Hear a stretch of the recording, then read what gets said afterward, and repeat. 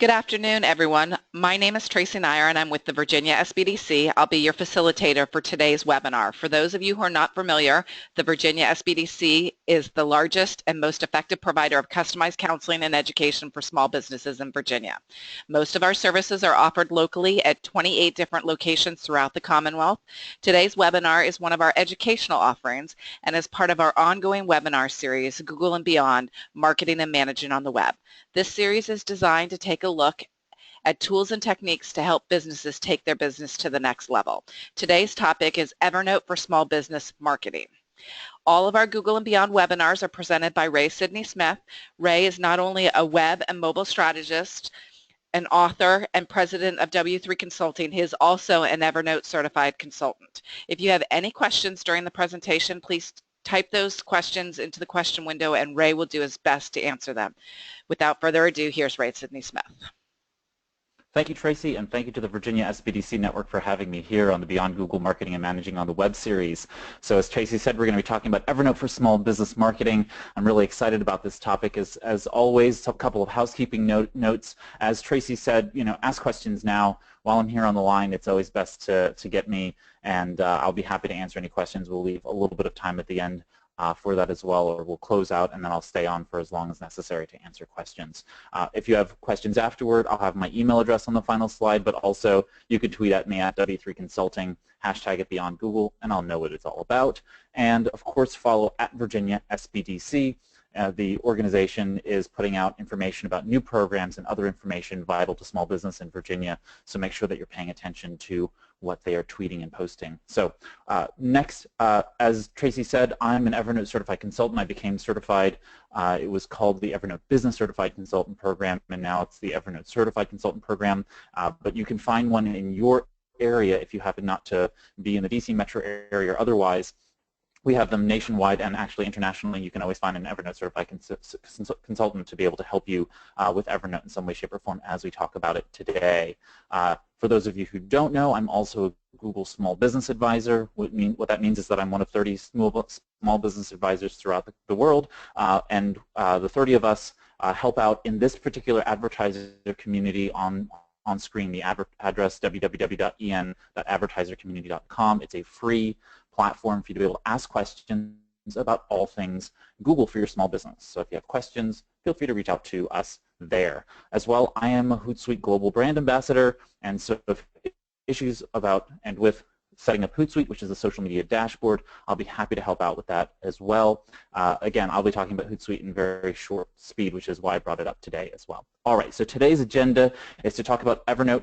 For those of you who have no idea what Evernote is, I'm just going to give you a quick overview of what Evernote is and its power and sort of force within a business in general, just as an individual using it, and then of course a little bit of light touch as I go through the tool regarding how your business might be able to use it in different marketing ways.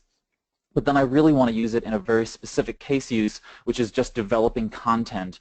In this particular case, social media content like a blog post or video channel on YouTube or whatnot, just showing you what that would look like in terms of creating content in that way. So we're going to talk about managing your marketing efforts within Evernote, and I'm going to try to jump into Evernote to show you a couple of pieces of tools that Evernote has created in terms of templates for you, and then we'll talk about how to actually create content marketing workflows so that you're able to more, sort of broadly, look at the forest for the trees when you're managing these kinds of marketing campaigns, but then also go right into the granular details of particular actions that need to be taken care of so that you're able to manage it on a day-to-day level as well.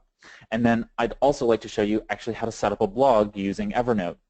And it's super easy, and you can literally blog using Evernote, and I'll show you how to do that using a really cool tool that I'll talk about near the end. All right, so that's our agenda for today. Evernote is used by over 200 million users worldwide, and we have 70% of those users. I'm not quite sure why the slides went dark there, but basically what it says is 70% of those users use it in a professional capacity. All right, so we have Evernote users all over the world.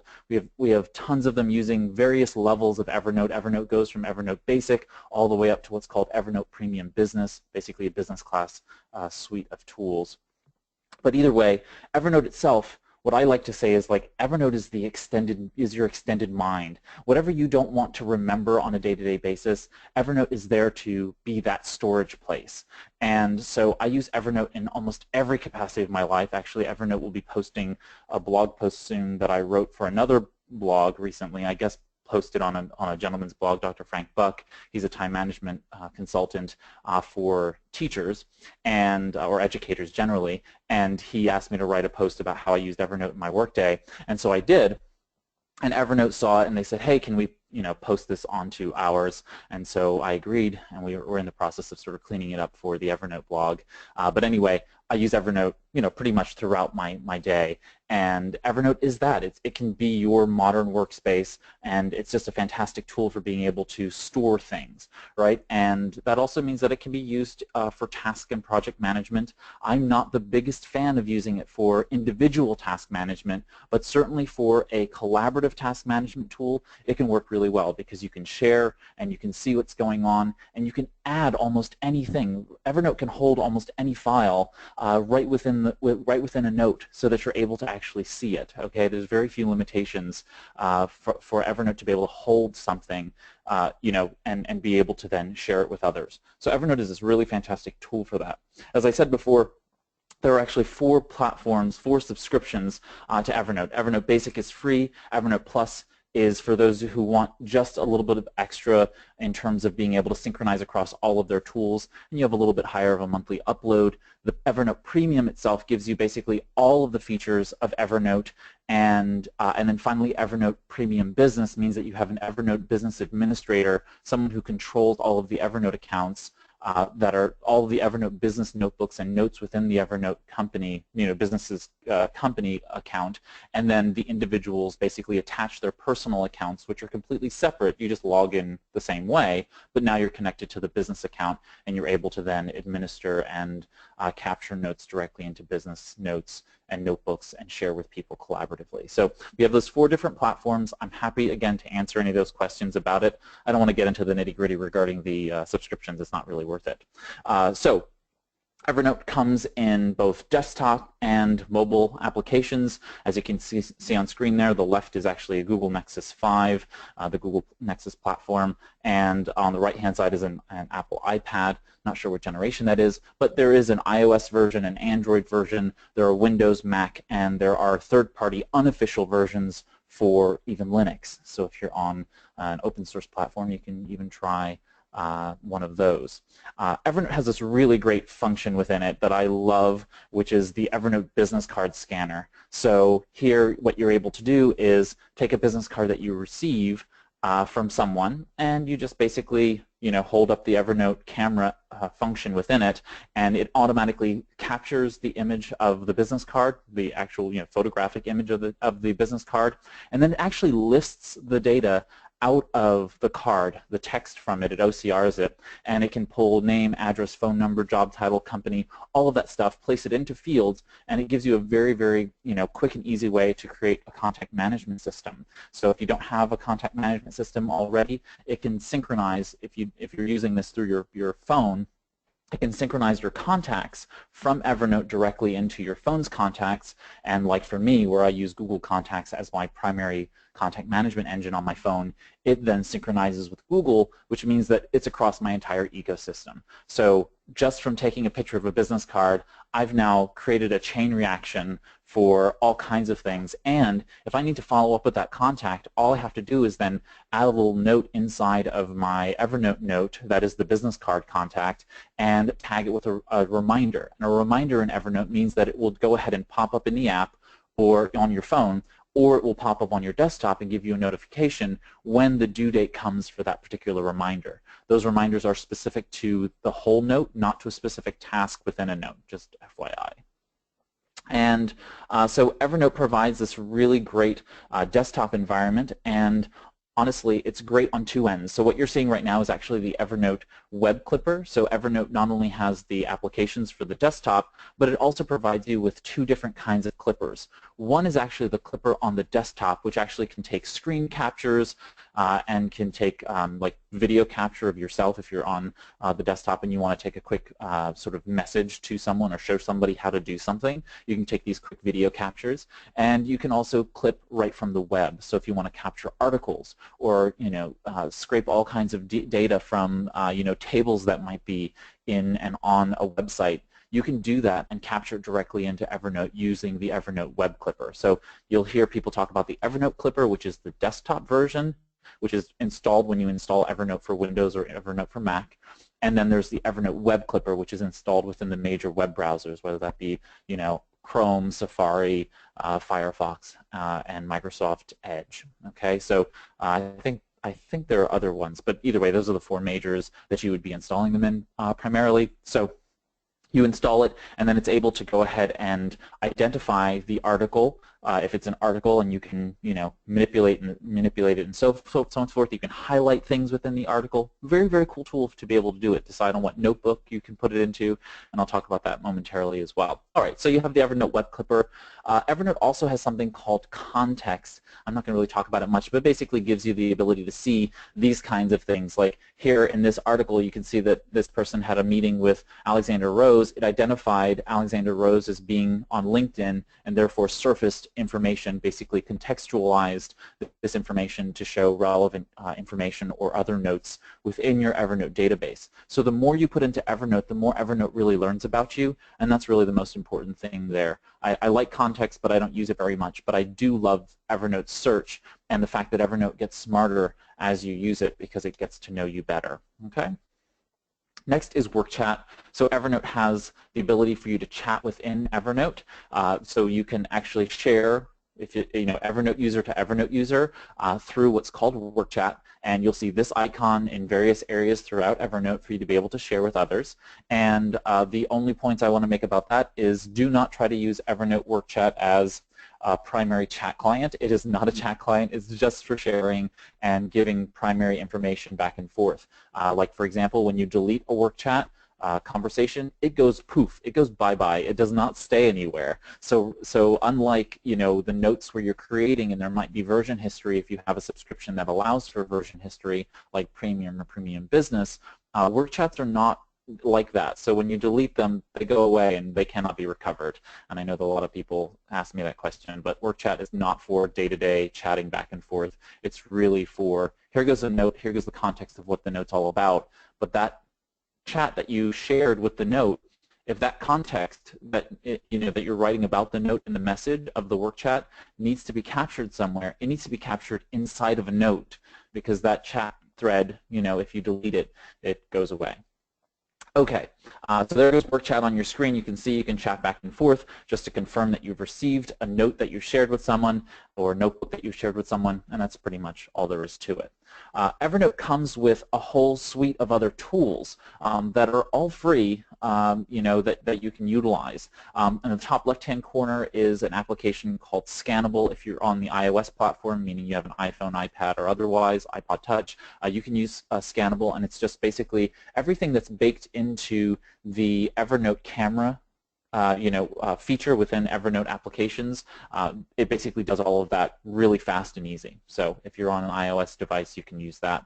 Top right-hand corner is the Evernote Web Clipper, as we talked about already. Bottom left-hand corner is Evernote Sketch. Now this is an application that's probably going to be and has been sort of going the way of the dinosaur because most of the functions and features within Sketch have actually been baked into Evernote proper, into the actual application itself. So Evernote is basically utilizing all of those features, but Sketch basically allows you to annotate images and PDFs and such fairly sophisticatedly. Okay, so Evernote Sketch, like I said, is only now available, I think, on the Mac. So it's left. That's the only one. So Evernote Sketch for Mac is the only one that's left. And then the bottom right-hand corner is an application called Penultimate. And Penultimate is a writing application, a handwriting application for the iPad. So if you're on iPad, you can go ahead and do that.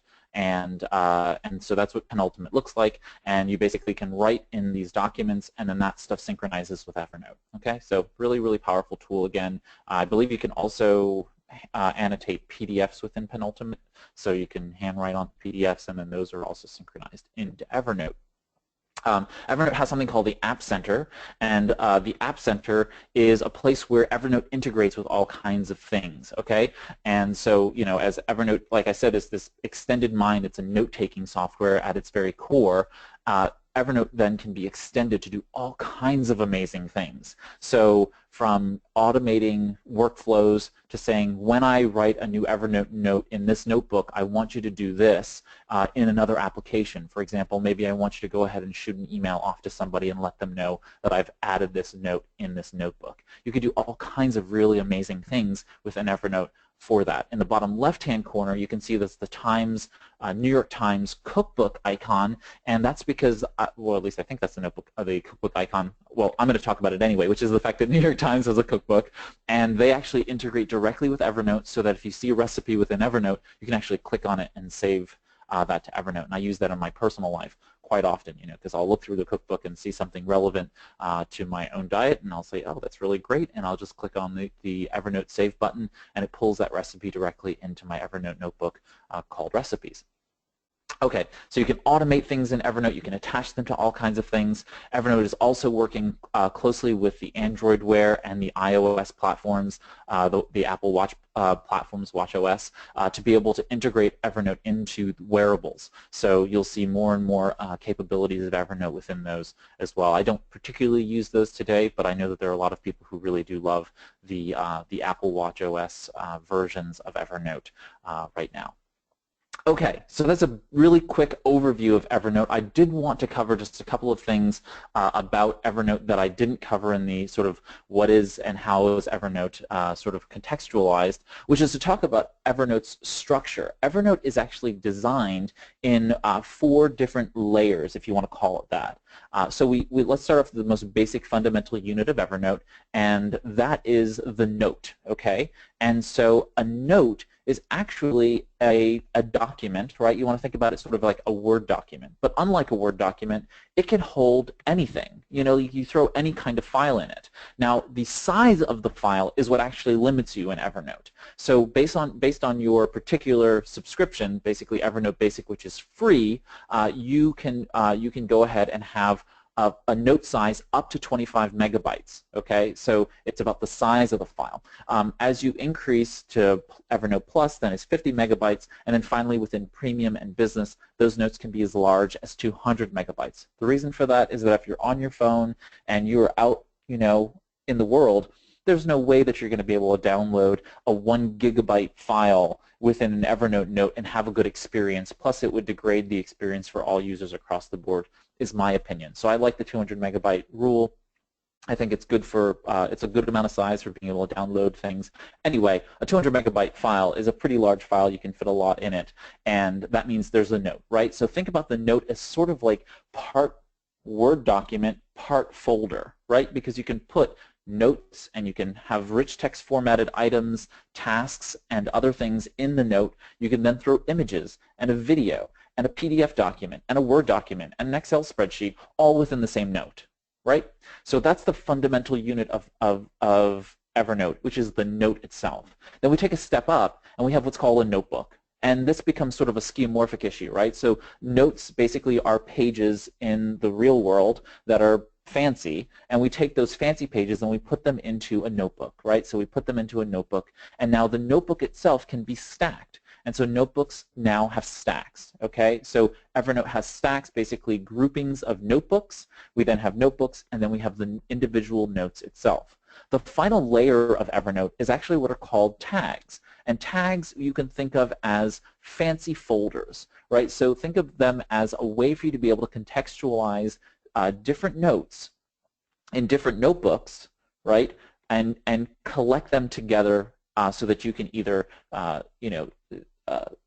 divide them or connect them to one another across notebooks, okay? So if you have a notebook where you want to basically subdivide that notebook, you use tags within the notebook in order to do that.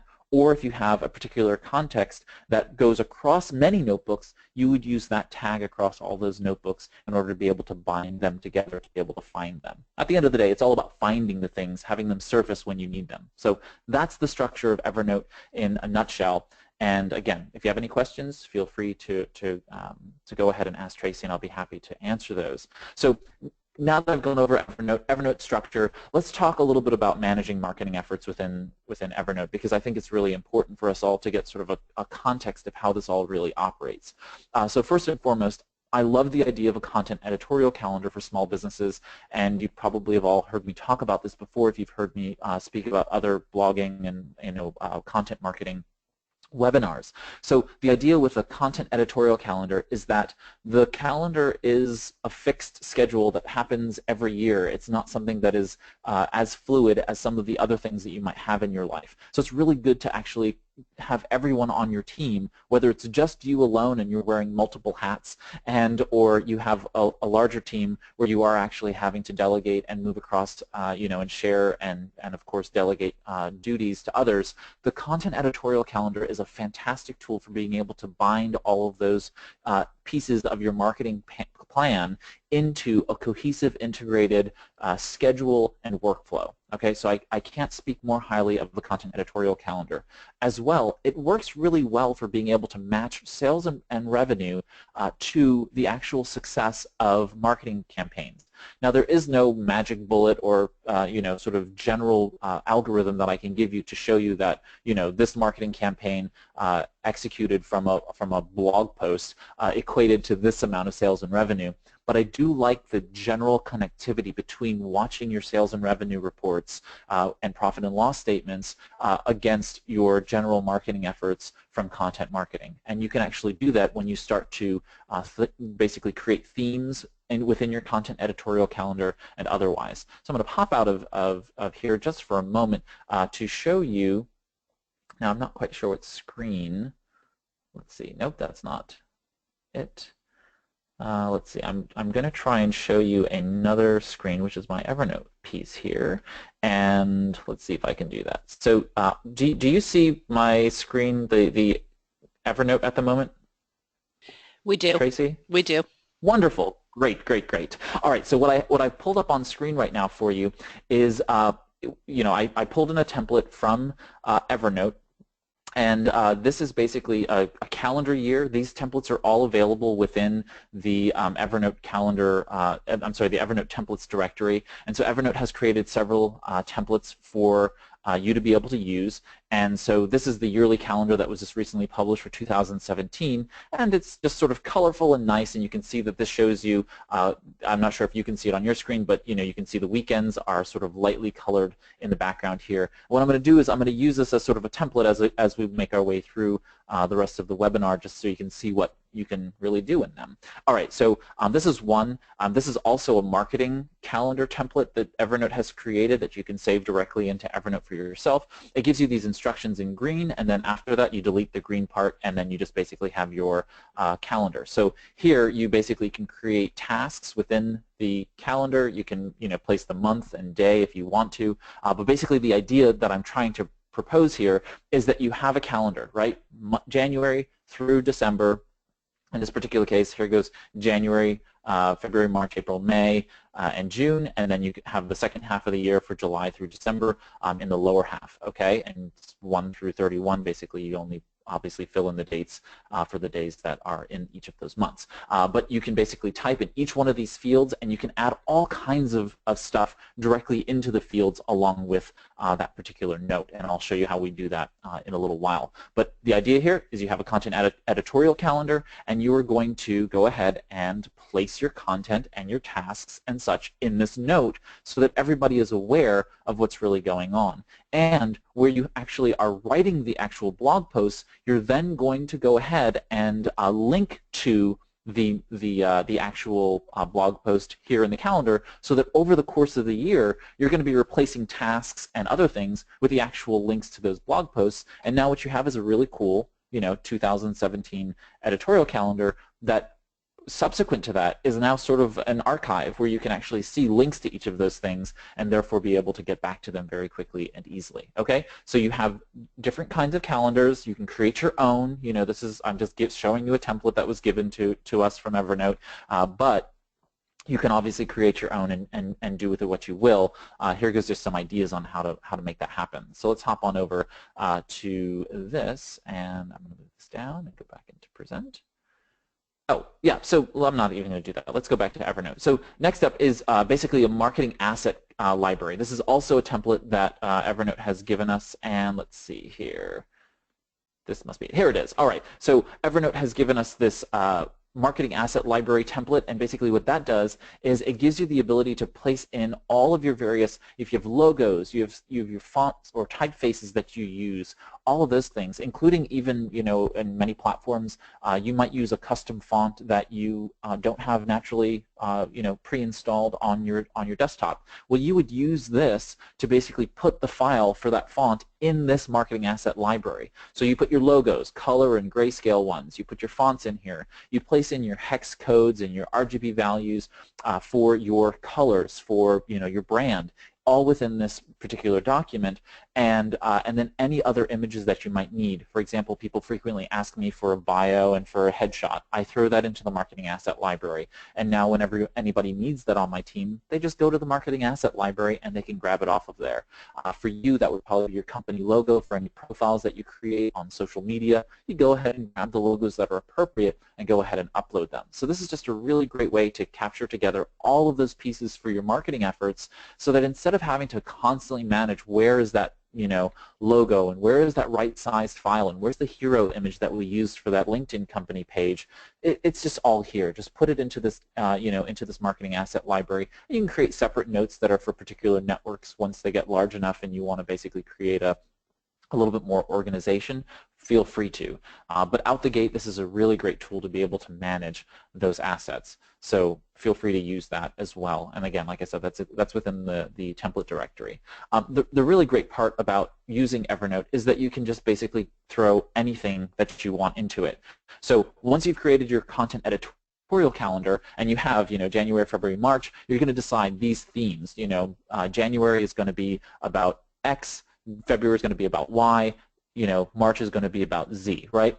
And how do you decide on that? Well, you look at your current sales and revenue reports, right? Look at your income statements from QuickBooks or whatever other accounting program you're using and see what you're getting, the most benefit from. And you want to mark it during those periods, or at least at the start of the sales cycle, right? So if it's 60 or a 90-day sales cycle, you know that you need to start marketing for that peak in January in sometime in October, November, right? Because then you're going to see the benefits of the person doing their initial research and getting those touch points along the way to finding you and buying from you in January. So we want to make sure that our content editorial calendar matches our sales and revenue reports, our income statements, and we want to make sure that we go ahead and plan for that, okay? So we go ahead and create themes. So then in January we decide, okay, well, we're going to do a weekly blog post, or 3 blog posts and a video post on YouTube, and this note that I'm creating is going to represent 1 blog post. So we'll just call this blog title, and this will be our blog title for blog post 1. And so there we are, blog post title, blog title 1. And now we have our first blog post.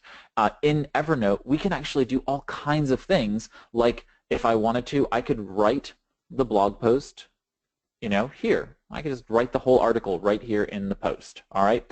Say that there was something that needed to be done, I can go ahead and create a new task and say, I need, draft blog article, right? And now I know when that, article needs to be done, and I can see, all kinds of things by adding a reminder. So up here I can say, okay, well, I need to finish the draft of this by, X date. So I can go in here and I can say, okay, I want to basically add a date.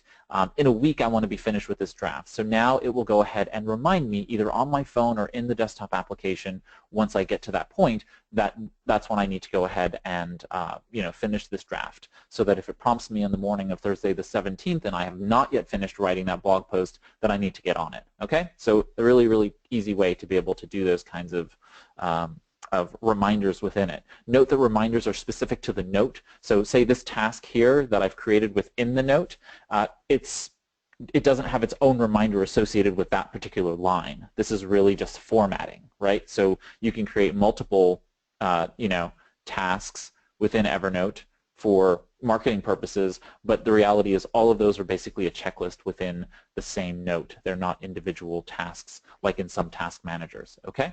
But again, like I said, you can throw images in here, you can throw video. Say that you did some research and found a PDF ebook about the blog post that you're writing about. You can throw that in here and now it's all available to you, okay? Ray, you had a question. Can multiple people work on the same note at once? No, actually Evernote will go ahead and basically lock a note that's shared with someone. This is not built for collaborative editing in the same way that Google Drives, Google Documents, Slides, presentation, Present or otherwise is basically designed. Google Slides, Google Sheets, I'm sorry, are all designed to basically collaborate live in real time. This is not for that. Okay, so this is primarily I edit it, I close the document, and then someone else will basically be able to edit it thereafter. But it will not allow you to edit collaboratively, which is why I say this is primarily storage. It's not really designed for that kind of thing. But you can share, this blog post. You save it, go on with your day, and then the other person can log in and check in, add to it, make comments, and move on with it. And there is a version history when you have an Evernote Premium or above account. Okay, so in Evernote Basic and Plus, you don't have version histories. So you can actually do quite a lot in Evernote, but you can't real-time collaborate. Okay, so managing with an editorial calendar basically means creating this structure, having the ability for you to have all those pieces within Evernote now, and now what we can do is here in Evernote, I have this new note, right? And what I want to do, let me go ahead and sync first. And what I want to do now is I want to actually create what's called a note link, okay? And so I've copied this note link, all right? And let's go back to our calendar, this calendar, okay? And let's just say in January, I want to go ahead and post this the first Monday in January, which is the 2nd. You can see what I did was I copied a note link and I've just gone ahead and posted that note link in January 2nd, and now there it is. It's ready for me to be able to utilize. It's a link directly within Evernote, so if I click on it, it jumps right back to the note that I was in, and so I can very quickly and easily,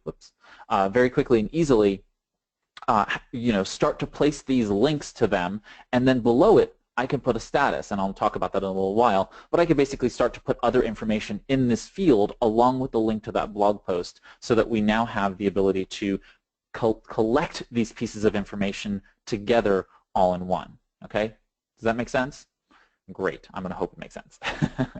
All right. So with that, we now have the content editorial calendar, we have the marketing asset library, and this is where I wanted to actually talk about, just take a step back, is to use Hootsuite. Okay, so I'm not making any money off of Hootsuite to tell you this. So I'm a global brand ambassador. We're volunteers to be able to help people with Hootsuite because we believe in the product, and including logins with Evernote is possible. Within a note, you can do what's called encrypting text, and that means you can actually place usernames and passwords into Evernote and then encrypt the text so that it's secure within that particular note. That is not highly secure. So I'm not saying that there's some great amount of security around this. It's secure enough for most people's privacy needs, but if you really want to control the logins to your social media profiles, I highly recommend something like Hootsuite. If not Hootsuite, another social media dashboard where you can have multiple users log in through an interface like Hootsuite, so that you can delegate to them, okay, you have access to Google+, you have access to LinkedIn company page, you have access to these pages, Google+, and Twitter and Facebook and so on and so forth, to log in and post while still retaining the actual passwords behind your credentials. Giving out usernames and passwords to employees can sometimes sort of backfire. So just be aware. You may trust them and things may be great, but all it takes is something to go wrong in the employer-employee relationship, and then you lose some control over the social media profiles. So I highly recommend that if you're going to include logins, just know the risk. And then on the other side is that, which you can do in Evernote, practically speaking, But on the other side, Hootsuite might be the better engine if you have multiple users and so on and so forth. If it's just you and you want to save your logins in there, go ahead, save your logins in there, encrypt the text, and then you'll be able to go ahead and access those passwords thereafter. Please note that if you encrypt text within an Evernote note, it is not encrypting the entire note, it is only encrypting the text that you highlight and encrypt. When you do that, the password you set for encrypted text is not known by anyone but you. Meaning that if you contact Evernote and say, hey, I encrypted something and I forgot the password, they will not be able to help you. They have no access to that password. It's hashed on their servers for your security reasons. So if you forget the password, it is forgotten to the world. It is dead in the water, okay? So please remember those passwords if you encrypt text within Evernote. Okay, next up, as I said, you can each article can basically, each blog post can then hold all the files. You can set reminders specific to the blog post where you basically say, this is the next milestone that I need to look at this particular document. So I want to start drafting this blog post on Monday. I'm going to set the reminder for Monday so it pops up and it shows me, oh, that's the note I wanted to write on, that's the blog post I wanted to write on Monday, and now it pops up on my screen.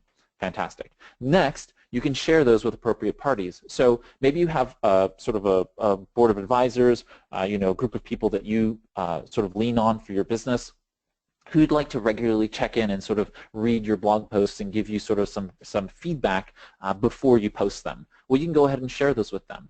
If you have particular staff members who are writing posts for you, or vendors even, guest bloggers, you can have all of those people utilize Evernote, a free application, right, the Evernote basic version. You can have them all utilize that, share a note with them, have them write the blog post within Evernote or copy and paste it from, you know, Word, or even just take the Word document and throw it into Evernote as a note. And now the document is now shared with you and you're able to open it and edit it.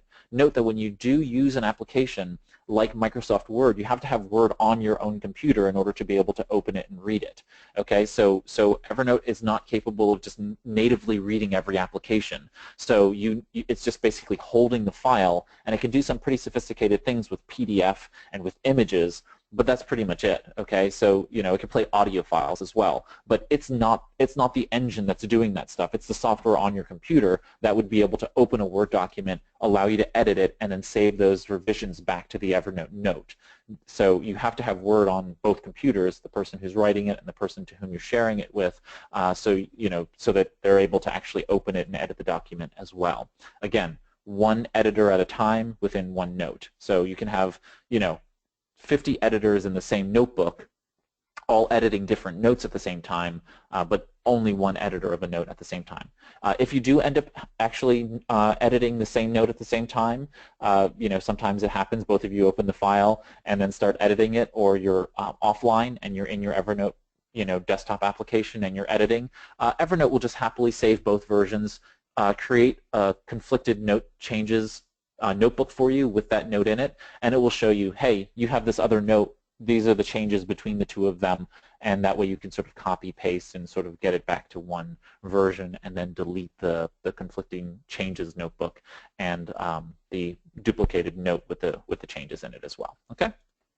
All right, so next up we want to create content marketing workflows, and this is really where checklists are and do reign supreme. I recommend that you, especially if you're going to utilize Evernote or any other you know, task and project management tool, that you decide on what your free and paid content and what your paid online and offline advertising is going to look like, and then create checklists for each of those so that you know what's going to happen along the way, so that you're doing it consistently. Because what I see very frequently as I travel around the country, I talk to lots of small businesses, and what happens is a lot of that small business marketing effort is lost because of lack of consistency. And so we don't track enough data, we don't do it consistently, so we don't actually know where people fall out of the pipeline, not just in sales, but also in marketing. And so therefore, we sort of have this skewed view, inaccurate view of what brings us clients, okay, what brings us customers, what drives traffic. So you really need to make sure that you're following a checklist. Even if it's a broad checklist, at least then you know what big ticket items are being done and not being done every time for each marketing campaign. Next is that you want to number or code the individual milestones for each of the checklists that you create, checklist items, right? So if I have 5 steps to, well, in my particular case, some of you have probably heard me talk about Brooded, basically brainstorm, research, organize, outline, draft, edit, and disseminate. Again, I'll repeat that: brainstorm, research, organize, outline, draft, edit, and disseminate, which includes publishing and syndicating a blog post. Well, if I follow that mechanism, right, there goes a natural 7 steps. That's what my checklist is going to look like every time for writing a blog post. So now I can naturally know, okay, when I'm publishing a blog post, I'm always going to brainstorm first, then research, organize, and then outline the document items. And I usually collect that into one task, so really it ends up being 6 task items.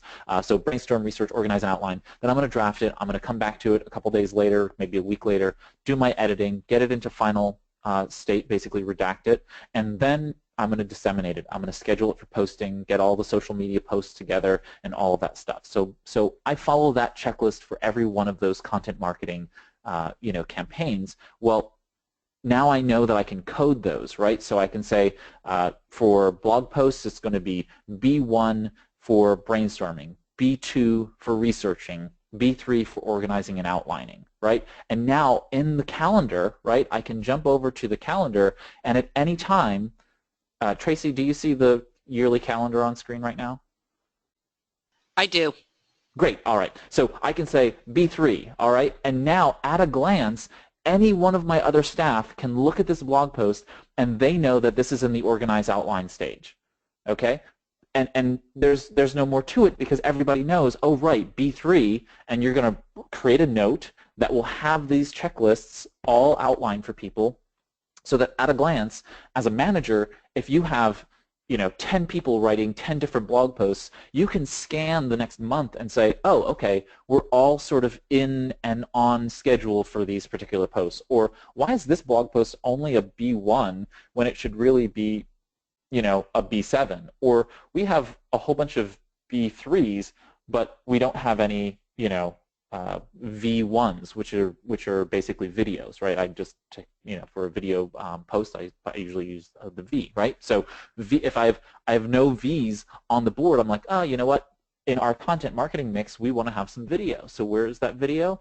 I don't see it. Let me make contact with our person who's doing that kind of video content. All right. So just so you have an idea about how making a little bit of structure. This is not a lot of structure. It's just a little bit of forethought to get you sort of to know where those milestones are so that you can quickly manage all of these things and create these workflows so people know you're individually working across all of these pieces. Just update the calendar, and that way I know where you are and we'll all be on the same page. And it helps you as a business owner. All you have to do is look at one note, right, your blog editorial calendar, and you can quickly see where your content is and where it's going on an ongoing basis.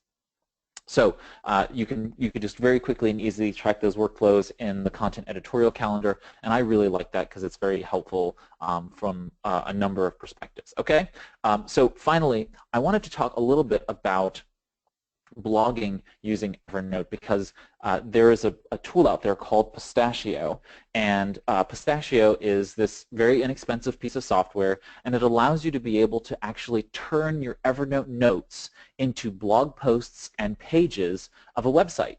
And so you can actually blog using Evernote, and so I just love this tool for any number of reasons. And so what happens is you set up the site, and I'm going to walk you through this in a little bit, but you basically set up the site in Pistachio, and then you write and publish your posts and pages in Evernote thereafter. So basically set it up once, and then you don't have to go back to Pistachio unless something is not working, and you just basically do the rest of what you have to do in Evernote, okay? And so I'm going to walk you through how that operates in just a short bit.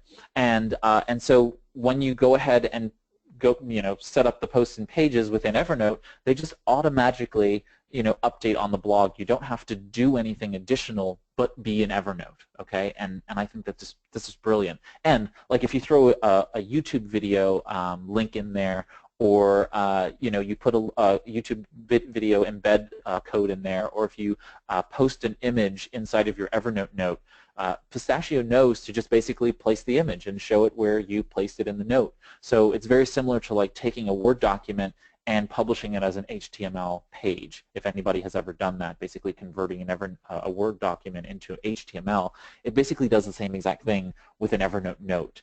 So it's very, very powerful. And so let's jump into Pistachio, and let me show you how that actually works. So here goes Pistachio. I'm going to open that up. And Pistachio itself, basically this account I have in here, I'm going to just use this one, which is a productivity group I run. And so here goes the Pistachio sort of dashboard once you've set up the account and whatnot. And so I have the site here, and I'm using a custom domain. And so in this case, you would have your blog, basically blog.yourbusinessname.com would go in the custom domain name area, and you would have your own unique URL even if it doesn't. But you would just use this to create it. I do not want you to just leave it as yourblogName.pistachio.io. I want you to have a custom domain name associated with that. You'll have to go to your domain name registrar, whether you use GoDaddy or 1&1 or whatever other site you'd use for domain registration. You're then going to create the what's called a CNAME record for a subdomain, and again, you can call your domain registrar and they'll walk you right through the process. It's very easy, and then you'll basically have this subdomain, this custom domain, blog.your companyname.com. At that point, then you'll have your Evernote notebook. And so what I've done is I have connected to my Evernote notebook. This one, of course, is called the GTD NYC for the Getting Things Done New York City productivity group I run. And there it is. So now it's synchronizing with the Evernote notebook, and then we title the page. So we title the page, we give the page an author name. In that case, it would probably be your business name or your name if you're a solopreneur. We can add social links, so each of these can be to our social media links so that if people are on our blog, they can go ahead and see that. You can give a description for your blog and put it into a category, right? So business and technology or whatever it might be. You can put a logo and a cover photo. As you can see, I placed the logo for our organization, then a cover photo on there. And you can also shorten posts on the page. You can also password protect the website, but you're marketing, so why would you do that? Okay, so so go ahead and shorten the post pages if you want to, meaning that they don't show the full length posts on the page. They would just purely show the snippet, and then people would have to click on it in order to be able to see more. Pistachio comes with a whole bunch of caked-in themes. Of course, then in the source code, if you're savvy enough and geeky enough like I am, you can go ahead and there and tweak it. But you can just choose a theme. And so in this particular case, you can see I have a current theme running for this particular site. And I can just go ahead and click Apply Theme, click Yes, and then refresh. It'll take a moment. But either way, you can see that the theme Ghostwriter has been applied, and oh, it just saved. And it should just pop up in the new theme. It's not, but trust me, it'll apply. And then we can go over into add-ons, and you can see that you can go ahead and connect Google Analytics, right? Click on the Setup button, and you can add your Google Analytics so you can actually track the information about your blog and how much traffic it's receiving. And you can also then attach Discuss comments, basically manage comments from within Discuss. And I'm a big advocate for Discuss. I think it's a fantastic comment management system for social media blogs, and I love it. I think it's a great tool. So you basically get both of the two major sort of add-ons that I would want on a blog really caked right into it. So let's see if this finally went ahead and updated the theme. Oh, I'm at the wrong page. That's why. Haha. All right, so let's go to nyc.gtdusers.org. There we go. So you can see that I just changed the theme, and it goes ahead and updates, and you can see all the various things just sort of update immediately. So you can change that anytime. I actually am not sure which one I was using before. I think it was this one. Let's see. Click yes. Ray, we have a question about what you were just doing. What language is the source code in? So they actually, I believe they wrote this in, I'm actually not sure what language they wrote this in, but the source code you're writing in is going to be CSS and HTML. Okay, so you can see in here there's a little bit of JavaScript and other things that you can play with as well. But for the most part, for purposes of source code, what they mean by source code is basically CSS that you're going to be using for styling purposes. So you can only actually change the front end of the site, So don't think that you can do anything on the back end of the code. You're really just manipulating the theme, basically the CSS within it. So a little bit of CSS, JavaScript, and HTML is what you're going to be dealing with. Okay. So what did I do? I think I changed the theme here. So let's see if it works. Yeah, voila. Okay, so you can see you could just change the theme back and forth, and they have quite a pretty nice library of themes. And as I said, they're going to be adding new ones as they make their way along. And then if you need to go ahead and customize it, you can do it, or you can hire a designer to be able to go ahead and do that as well. So what I want to show you is just how it works. And so what we're going to do is just jump over into Evernote. We're going to create a new note, and I'm going to create this note in here, and I'm going to move it to my notebook for GTD NYC because that's where it's going to be. And so I've changed the notebook to GTD NYC, and I need to now find it because I just got rid of it. There we go. All right, so here goes my note, and so we're just going to give it a title, and so we're going to call this blog post blog title 1, right? So we're just going to give it a title, and then I'm going to write my blog post, right?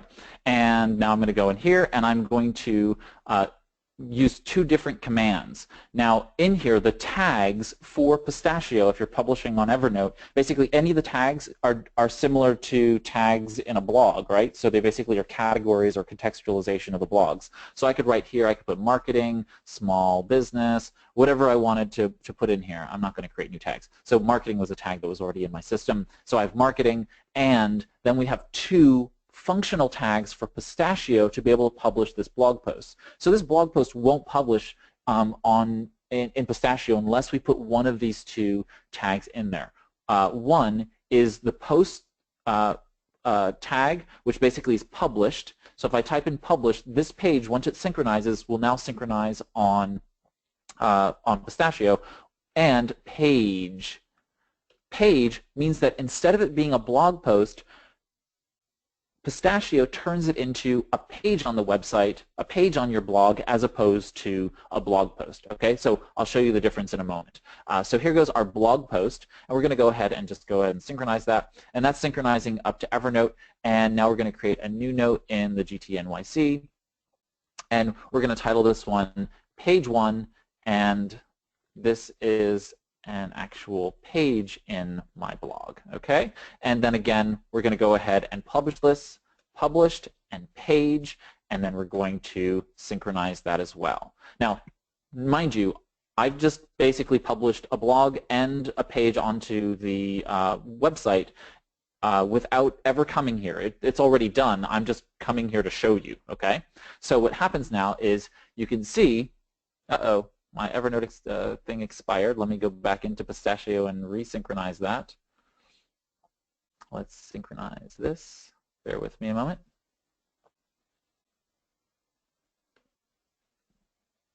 And GTD DC. Nope, this needs to be NYC.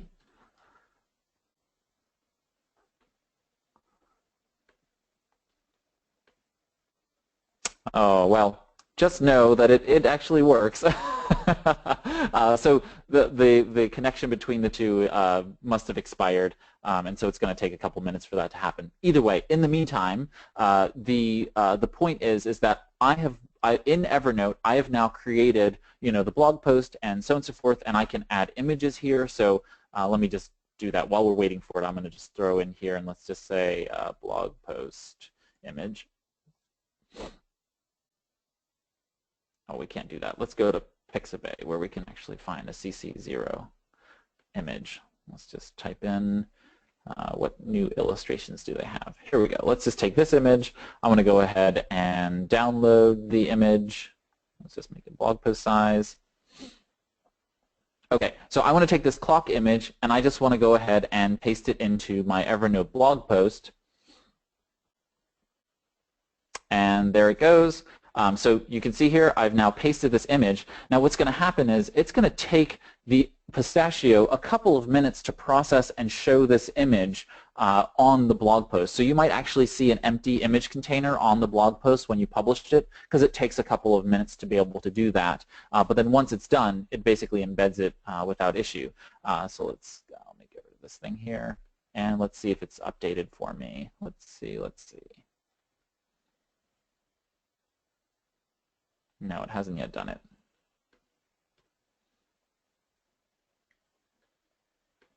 I am in the right one, right? Yes.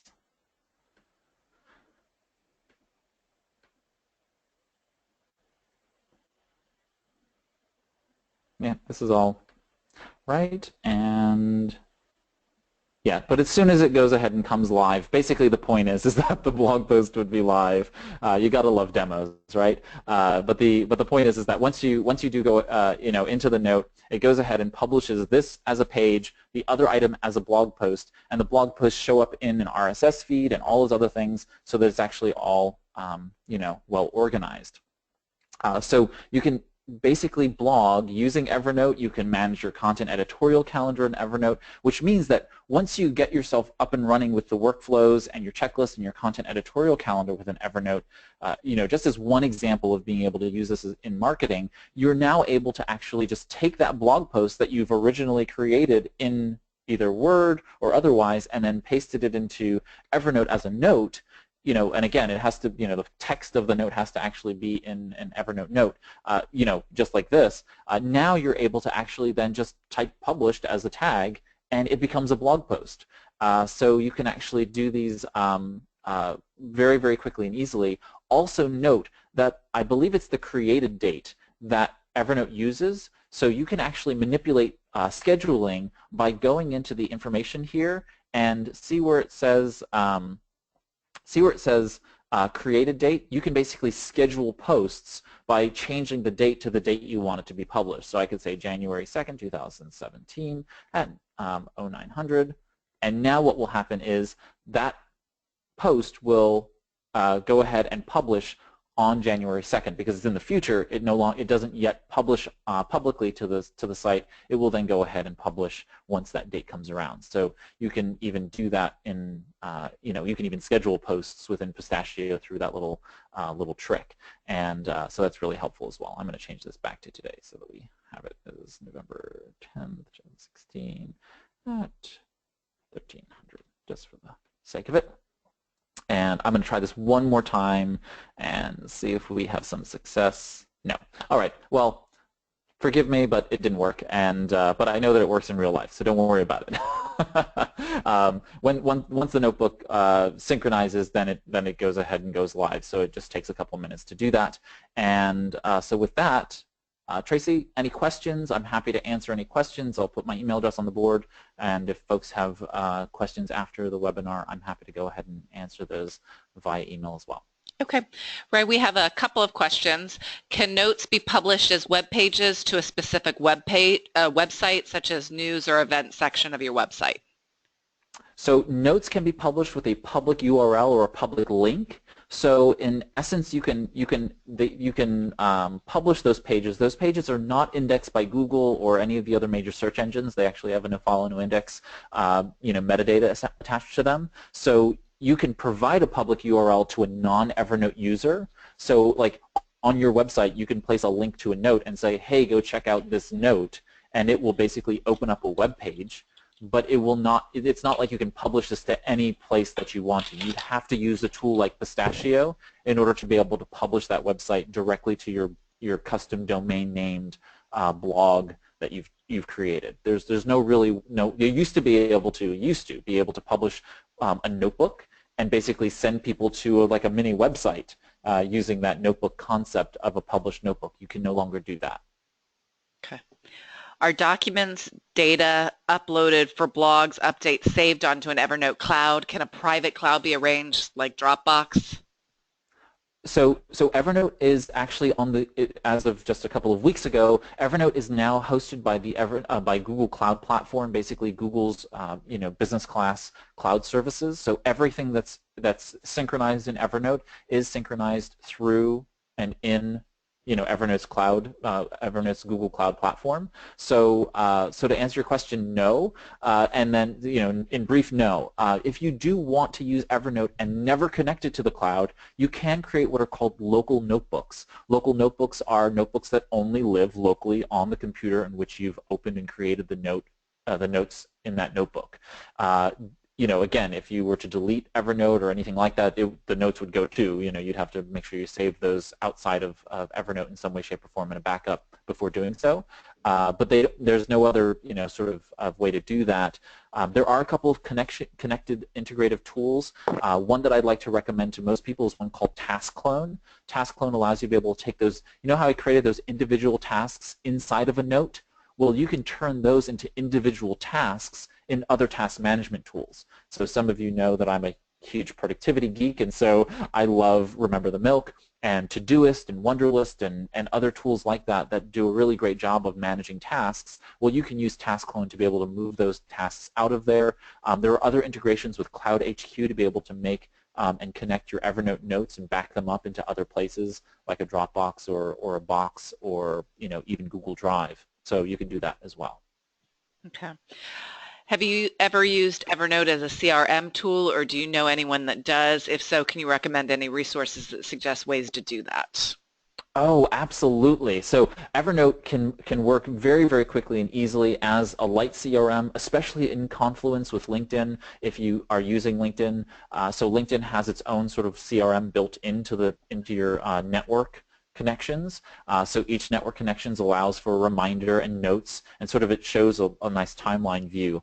So you can do that in there. But what I do is I actually keep a fairly structured, sort of notebook that has each contact and then the next time that I need to connect with them, along with my notes and any tasks associated with that particular lead for business.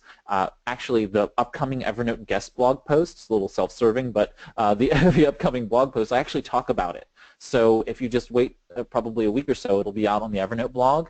I think you get to it by going to blog.evernote.com, and I'll put a link to it in the show notes once it goes into the archive. And so that blog post, actually in there, I actually discuss how you actually set up Evernote as a sort of a light CRM. Okay. So when you pre-schedule blog posts, additionally, Evernote does have an integration with Salesforce. So for those of you who can afford Salesforce, sorry. So Evernote has a natural integration with Evernote for Salesforce. So those of you who can afford Salesforce, there is that integration as well. Two more questions and then we'll log out. So Ray, when you pre-schedule blog posts and sync the social media, it will auto post together, I assume, so no need to pre-schedule in Hootsuite as well?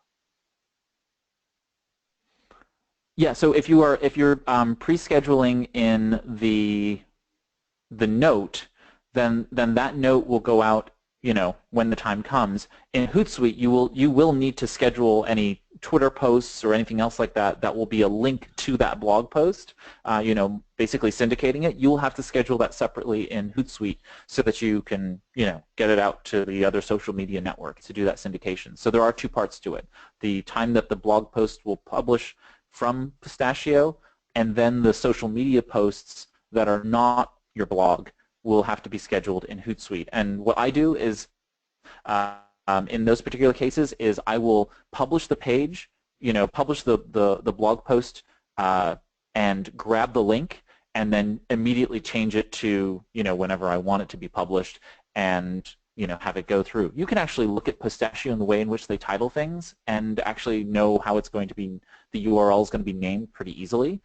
So then you can just basically, type them out, create a short URL for it in Hootsuite, and then basically use that across all your social media posts. Okay. To be respectful of people's time, I'm going to go ahead and close out. We do have a couple of questions, so let me close out, and if people want to stay, they can. Otherwise, they can go on with their day. Thanks, everyone, for participating today. Today's webinar was recorded, and it'll be posted on the Virginia SBDC website under live webinars and recordings. Tomorrow, you'll be receiving a follow-up email on the webinar, and there'll be an evaluation link in that email. Please help us to continue to improve our training by taking the time to complete the evaluation. If you want to fill out the evaluation now, I've put a link in the chat field. And we will see everyone next month for our last webinar of 2016, and we'll follow in the years as past. We'll look back on 2016 social media and then what to expect in 2017. So thank you, everyone. And the last few questions, Ray, that we have is, what business card manufacturing website works best with the card reader? There is no specific business card manufacturer. It's actually the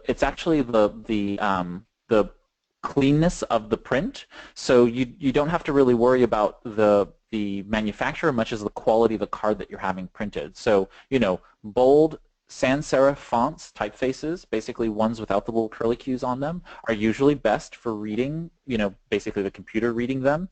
And the larger, obviously, the text, the better, because then the system has the ability to see it more. The cards that I see that don't read in the card reader are ones with a low contrast, so you want a high contrast ratio. Basically, dark on light or light on dark with high enough contrast so that the camera can actually see the contrast. Many of those like very light grays on very light sort of cream colors and those kinds of things tend not to be readable by the system, and so therefore that's what will give it issues.